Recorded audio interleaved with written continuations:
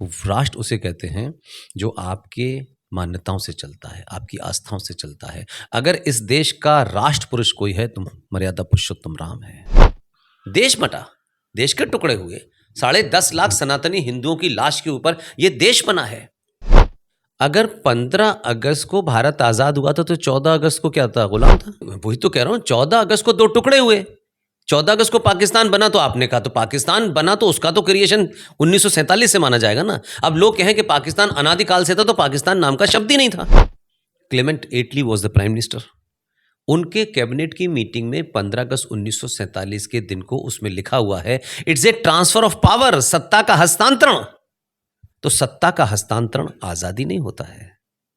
एक सत्ता थी, उस पे आप आके बैठ गए, कोई दूसरा आके बैठ गया। आज़ादी वो होती है कि आप अपनी व्यवस्था को अपनी मान्यताओं परंपराओं के हिसाब से तय करें कि दिया कब जलेगा, कैसे जलेगा, पूजा कैसे होगी, कुर्सी कैसे होगी। नहीं होता। अंग्रेज़ों की बनाई हुई, लुटियन ब्रदर्स की बनाई हुई एक पार्लियामेंट थी, उसी के अंदर हम थे।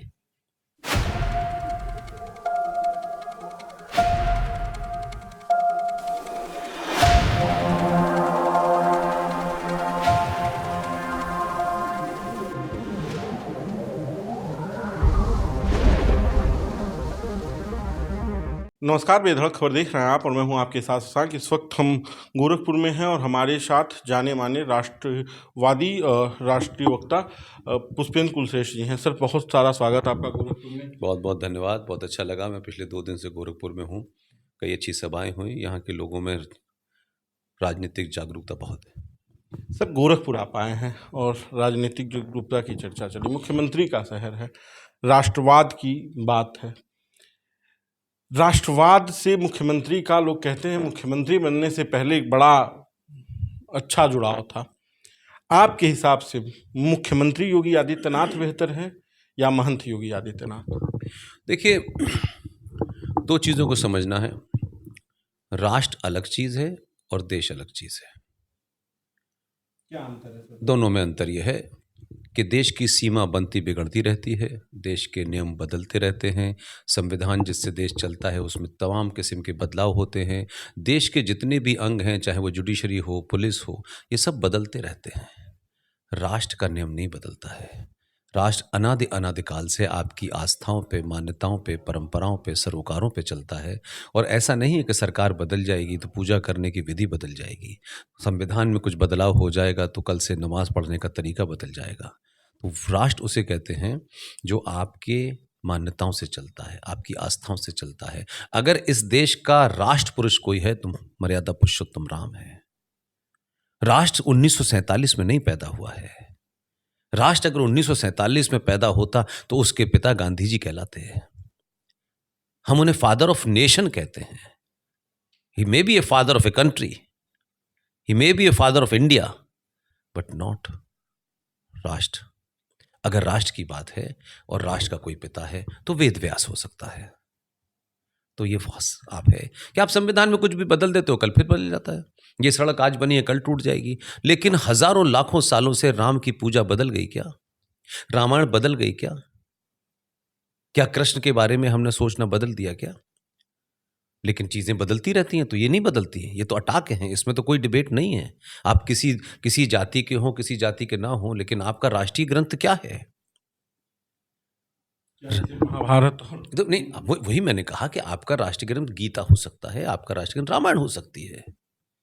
रामायण में ये नहीं कहा क्या कहते कि इसको ये करना है, उसको, उसकी अपनी एक पूरी व्यवस्था है।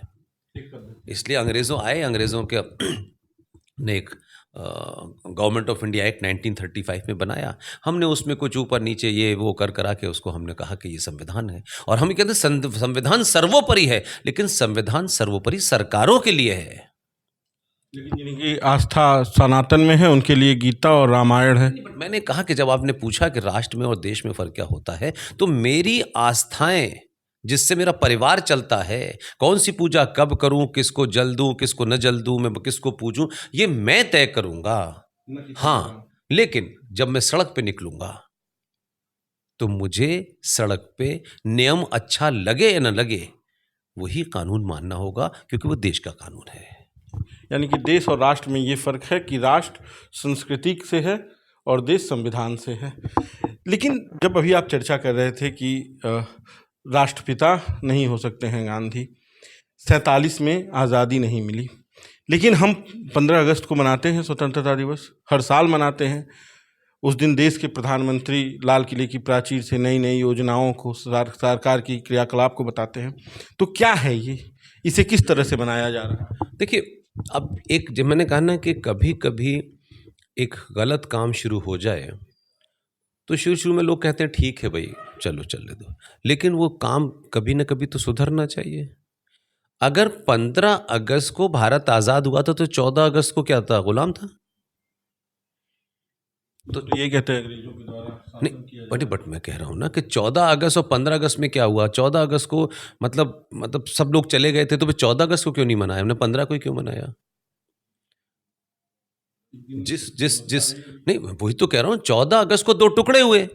14 अगस्त को पाकिस्तान बना, तो आपने कहा तो पाकिस्तान बना तो उसका तो क्रिएशन 1947 से माना जाएगा ना। अब लोग कहें कि पाकिस्तान अनादिकाल से था, तो पाकिस्तान नाम का शब्द ही नहीं था। नहीं, यू गेटिंग माय पॉइंट ना? तो पाकिस्तान 14 को बना, तो भारत होनी 15 तारीख को बना है। भारत तो पहले से। तो भारत तो पहले से ही था। फिर दूसरी बात यह है कि भारत के 15 अगस्त के बारे में जो यहाँ आर्काइव है उसमें कुछ नहीं है। जो ब्रिटेन की आर्काइव है, Clement Attlee was the prime minister, उनके कैबिनेट की मीटिंग में 15 अगस्त 1947 के दिन को उसमें लिखा हुआ है, it's a transfer of power, सत्ता का हस्तांतरण। तो सत्ता का हस्तांतरण आजादी नहीं होता है। एक सत्ता थी, उस पर आप आके बैठ गए, कोई दूसरा आके बैठ गया। आज़ादी वो होती है कि आप अपनी व्यवस्था को अपनी मान्यताओं परंपराओं के हिसाब से तय करें कि दिया कब जलेगा, कैसे जलेगा, पूजा कैसे होगी, कुर्सी कैसे होगी। नहीं होता। अंग्रेज़ों की बनाई हुई, लुटियन ब्रदर्स की बनाई हुई एक पार्लियामेंट थी, उसी के अंदर हम थे। तो आप, सभ्यता परमानेंट है। ये देश, इसमें अफगानिस्तान बन गया, पाकिस्तान बन गया, बांग्लादेश बन गया, तो देश तो टूट रहा है ना, राष्ट्र तो नहीं टूटा है। अगर बांग्लादेश के अंदर किसी का मंदिर है और पाकिस्तान में अगर हिंगला माता का मंदिर है, भले ही वहाँ हिंदू कम है, लेकिन हिंगला माता की जो जो हमारी आस्था का केंद्र है वो फिजिकली वहाँ है। शारदा माता का मंदिर जो हमारी आस्था का केंद्र है वो फिजिकली इसलिए पाकिस्तान में है कि डिवीजन हो गया। लेकिन क्या हिंगला माता की पूजा बदल गई? अगर 50 लोग वहाँ पूजा करते हैं तो हिंगला माता के अंदर जो पूजा करते हैं, तो क्या उनकी आस्था बदल गई? वो तो आस्था तो वही है। तो हम भले ही बहुत भौगोलिक रूप से वहाँ से नहीं हैं, लेकिन हमारी आस्था तो हिंगला से जुड़ी हुई है। तो हमारे लिए तो राष्ट्र वहाँ तक भी है ना। देश मटा, देश के टुकड़े हुए, 10.5 लाख सनातनी हिंदुओं की लाश के ऊपर ये देश बना है। तो भाई ये कोई ऐसा थोड़ी ना होगा किसी ने खड़क ताल बजाई और सब लोग भाग गए और आज से ये राष्ट्रपिता भी हो गए और देश आज़ाद हो गया। तो डॉक्यूमेंटेशन होगा ना, आपकी डेट ऑफ बर्थ किसी ने बताई होगी ना, आपके डॉक्टर ने, माँ ने बताई होगी ना। अब आपको कहे कि नहीं यार वो डेट ऑफ बर्थ तो बता दी, बस उसी से चल रहा है हमारा, तो वो जो है वो गलत है ना। फिर कौन बताएगा? माँ बताएगी ना आप कब पैदा हुए हो, तो हमारी माँ बताएं, माँ बताएगी ना, वही उसी का सच होगा। तो कुंडली बनती है। मैं वही सारी बातें कह रहा हूँ। तो मेरा कहना यह है कि ये कोई पॉलिटिकल बात नहीं है, ये एकेडमिक बात है कि people should go find out कि 15 अगस्त 1947 को नेहरू जी ने एक आज़ादी की स्पीच दे दी 15 अगस्त को, तो आज़ाद हो गया। अगर ये होता तो आज भी भारत की पुलिस किन प्रावधानों से गवर्न हो रही है? आज भी भारत की शिक्षा व्यवस्था किस हिसाब से चल रही है? तो आप नहीं, संविधान नहीं, लेकिन चल तो वही सब रहा। व्यवस्था वही, तो वही तो जब, तो फिर आप मुझे बताओ कि आपका ये ऑफिस है और आपने कहा कि आज से ये ऑफिस मेरा हो गया, तो इसे आप अपने हिसाब से चलाओगे ना। मेरे घर की क्या मान्यता है, मेरी क्या वैल्यूज़ हैं, मेरे क्या हाई मॉरल्स हैं, तो वो तो वही का वही है। अब सर तत्कालीन राजनीतिक परिवेश पे आते हैं, चूँकि आज़ादी से लेकर अभी तक की कहानी है और इसमें तमाम सारी सत्ताएं आईं, तमाम प्रधानमंत्री हुए, तमाम लोगों ने राजनीति की। इस समय बिहार में राजनीति चरम पर है, चुनाव आने वाला है और वोट चोरी का आरोप है। 14 से 24 के बीच ईवीएम था और 25 आते आते वोट चोरी का आरोप। इसे आप कैसे देखते हैं, इस पर आपकी क्या राय है? देखिए, एक तो राजनीति इस वक्त जो लोग सत्ता से बाहर हो गए हैं वो सत्ता के कामों पे टिप्पणी करें, अपने लोगों को मजबूत करें, सत्ता की कमियां गिनाएं, यहाँ तक तो समझ में आता है। लेकिन एक इंडिपेंडेंट बॉडी जो पहले से भी इंडिपेंडेंट थी, ऐसा नहीं था कि मोदी के आने के बाद इंडिपेंडेंट हो गई। जब उनके अंडर में थी, तब उन्होंने कैसे-कैसे लोगों को इलेक्शन कमिश्नर बनाया। जो आदमी संजय गांधी के लिए जूते उठाता था, वो भी इलेक्शन कमिश्नर बना। तब तो किसी ने नहीं कहा कि साहब ये गलत हो रहा है। तो मेरा प्रश्न ये है कि वोट चोरी इलेक्शन कमीशन से करा करके जीत रहे थे, तो कर्नाटक में ऐसा क्यों नहीं हुआ? और जगह क्यों नहीं हुआ? लेकिन इसमें मेरा एक बेसिक बड़ा सवाल ये है कि जो आज भारतीय राजनीति में वोटों की चोरी के लिए किसी संवैधानिक पद पे मुखिया के ऊपर आरोप लगा रहे हैं, वो उनका राजनीतिक मामला उस पर लगाएं। लेकिन जब आप ऐसा ऐसा शब्द कि जब आप कैबिनेट मिनिस्टर के लेवल का आपका पद हो, आप लीडर ऑपोजिशन हो, तो आप भारत के हैं। कम से कम भारतीय सनातन सभ्यता जो आचार्य चाणक्य, भगवान कृष्ण, भगवान राम और इन लोगों से जानी जाती है, सरदार पटेल से जानी जाती है, सुभाष से जानी जाती है, सावरकर से जानी जाती है, तो कम से कम आप अपोजिशन के पद पे रह के अपना तो कुछ भारीपन दिखाइए कि आप जो लगाया कि ये वोट चोरी कर रहा है, वोट चोरी कर रहा है, यहाँ हो सकता है आप लगाएं आरोप। लेकिन मेरा प्रश्न ये है, 1946 कांग्रेस पार्टी के अध्यक्ष चुनने का एक वो हुआ, इलेक्शन हुआ कि कांग्रेस पार्टी का अध्यक्ष कौन चुना जाएगा। उस वक्त जवाहरलाल नेहरू थे, सरदार पटेल थे, पट्टाभी सिद्धारमन थे, ये तमाम सारे लोग थे। तो कांग्रेस पार्टी के अध्यक्ष पद का चुनाव होना था क्योंकि उस वक्त जो कैबिनेट मिशन प्लान आया था उसने कहा कि हम सत्ता का हस्तांतरण शीघ्र करने वाले हैं और हमारी पहली पसंद कांग्रेस और कांग्रेस में नेहरू जी हैं। तो उस समय मौलाना आज़ाद अध्यक्ष हुआ करते थे, तो खट से उनको खत्म किया गया उनका टर्म, वो चुनाव हुआ। तो चुनाव की घोषणा हुई तो कांग्रेस पार्टी ने, जिसमें न बीजेपी, न आरएसएस, न बजरंग दल, न जनसंघ, कोई लेना देना नहीं था, it's internal matter of the Congress party. Congress party ने जब चुनाव के लिए नाम भेजे कि अध्यक्ष कौन बनेगा, सबको मालूम था कि ये प्रधानमंत्री, तो उन्होंने नेहरू का नाम ही नहीं भेजा, चुनाव के उम्मीदवार नहीं बनाया पार्टी ने। नेहरू नहीं, पटेल का तो था ही, पट्टाभी का था, लेकिन नेहरू का नाम ही नहीं भेजा। सवाल यह है, और उसके बाद फिर गांधी जी सीडब्ल्यूसी की मीटिंग में गए, उन्होंने कहा कि भाई मैं तो चाहता हूं कि नेहरू का हो और मेरी पहली, क्योंकि वो ये नहीं कह पा रहे थे कि अंग्रेजों ने उनके कान में साफ साफ कह दिया है कि हम सत्ता का हस्तांतरण करेंगे और नेहरू हमारी पहली पसंद है, वो ये नहीं कह पा रहे थे। तो सीडब्ल्यूसी ने फिर दोबारा से नाम भेजे, उसमें नेहरू का नाम था, उसमें पटेल का नाम था। तो 15 प्रांतीय असेंबली से जब वोट आए तो एक वोट पट्टाभी को मिला, 2 वोट इनवैलिड हुए और सारे वोट पटेल को 12 मिले। नेहरू को एक भी वोट नहीं मिला और नेहरू उस समय अध्यक्ष बने और देश के प्रधानमंत्री बने। तो तुमने तो इस देश की पैदाइश में ही वोट चोरी की, और चोरी से नेहरू, झूठ से नेहरू, गांधी जी की सहमति से नेहरू, जिस आदमी को एक भी वोट नहीं मिला, तो सबसे बड़ा चोर कौन है वोटों का? ये तो प्रत्यक्ष है ना।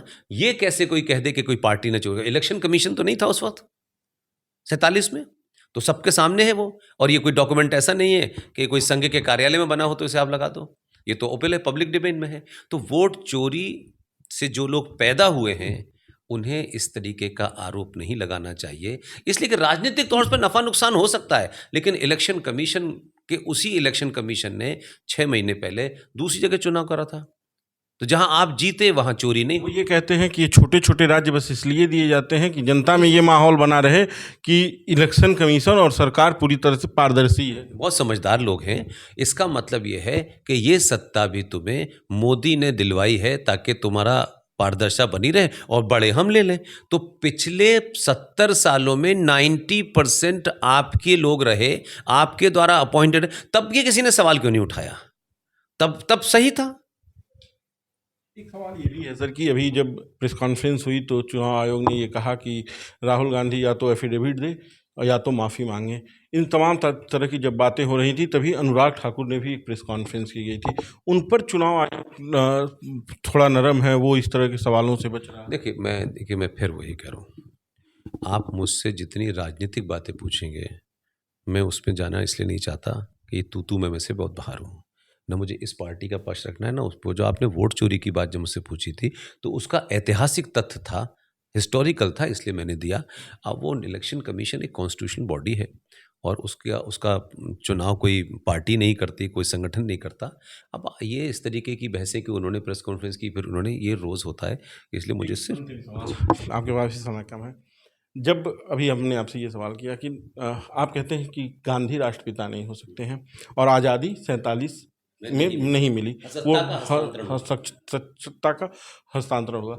लेकिन जब सुभाष चंद्र बोस जी की बात आती है कि वो पहले एक फौज बनाते थे, आज़ाद हिंद फौज, और उसके साथ आज़ादी के लिए लड़ाई लड़ी, तो क्यों उस तरह का सम्मान सुभाष चंद्र बोस जी को नहीं मिल पाया? 70 सालों की बात छोड़ें, 14 से 24 तक भी, 25 14 से 24 तक जब राष्ट्रवाद की बात करने वाली वही बता रहा हूं। देखिए, सुभाष चंद्र बोस, सरदार पटेल और सावरकर, ये अपने समय के से बहुत आगे के लोग थे, बहुत दूर की विजन के लोग थे।